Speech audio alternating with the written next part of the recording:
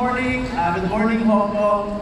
I'm Gentleman po pala no, from IMG Cabanatuan Financial Center. And isa na naman po yung reason kung ba't po ako nag-join sa IMG. No? Gusto ko pong baguhin yung situation po ng aming family. Yeah, so, nag-promise po ako hapon na di na po ako iiyak na kasi I'm too emotional po talaga when it comes to my life. And grabe po kasi yung family po namin. No? Lumaki po ako sa family na puro away. No? And the very main reason kung bakit po sila nag-aaway is because of money.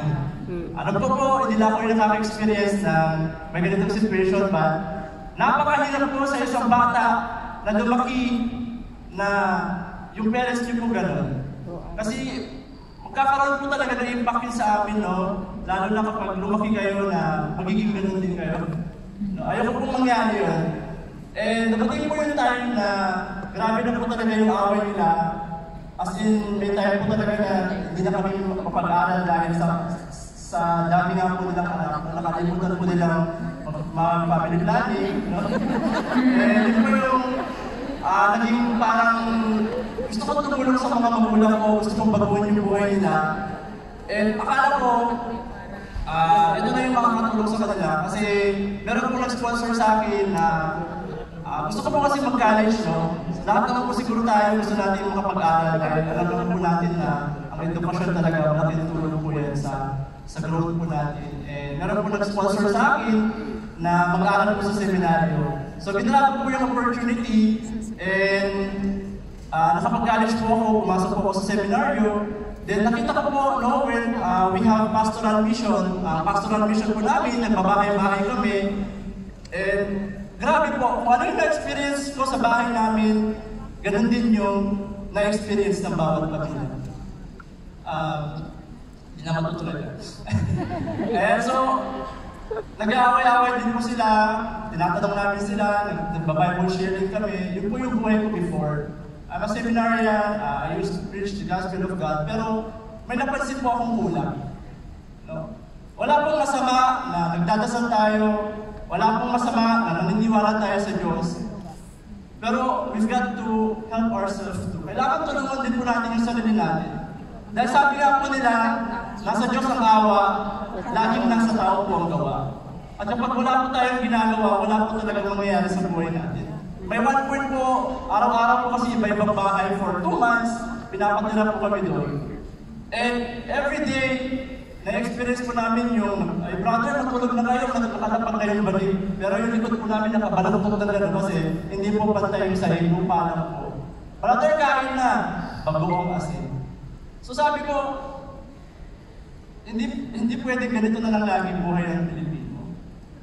And after that, nagturo ako, lumabas po ako sa seminaryo dahil gusto ko talaga matulong sa family ko at alam ko naman na sa pagpapari hindi ko talaga magagawa yun dahil meron po tayong tinatawag na vow of poverty na mananatili po tayong makisabay sa kumbaga parang poverty na kung saan kailangan samahan mo yung mga mahihirap dahil kailangan nila tayo.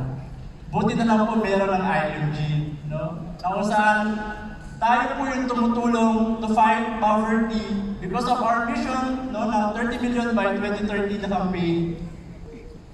Lahat po ng mga kagaya ko na nakikita ko po sa harap na yan, may kanya-kanyang struggle in finances. Andito po sila, gusto baguhin din po yung kanilang mga buhay. And,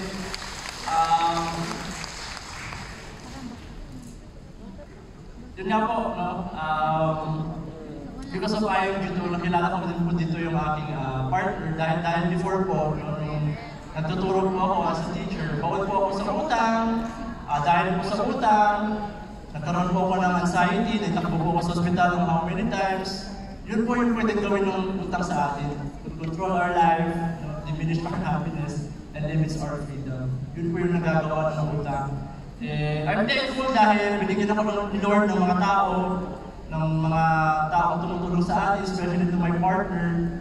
No, huwag po tayo mawala ng pag-asa.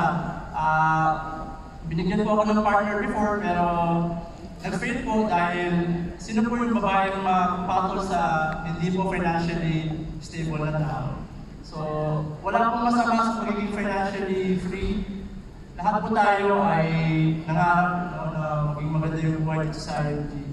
And yun po yung unti-unti kong pinag-pray sa Diyos na i-bless pa po tayo ni Lord ng lahat dito. And gusto ko na din po shout-out yung ating team from IMG Cabanatuan Financial Center. Binibuild po namin yun ng aking wife. We started from scratch. Nasa isang barrio po kami sa Nueva Ecija, wala po kaming resort. Wala po kaming, parang napapalibutan kami ng community na parang walang pangarap sa buhay.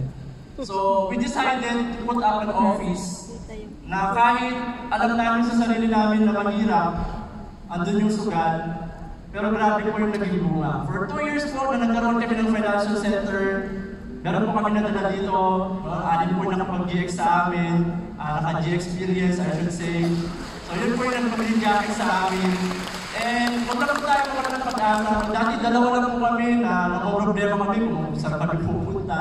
Pero bibigay po talaga ni Lord yung mga taong matutulungan natin, yung mga taong kailangan ng tulong natin. So huwag po tayo muna ng pag-asa. Sana maging answered prayer po tayo sa lahat ng mga taong nakakasaluhan. Thank you po. Thank you, Jethro. Thank you. Last but not least, Miss Teresa Garan.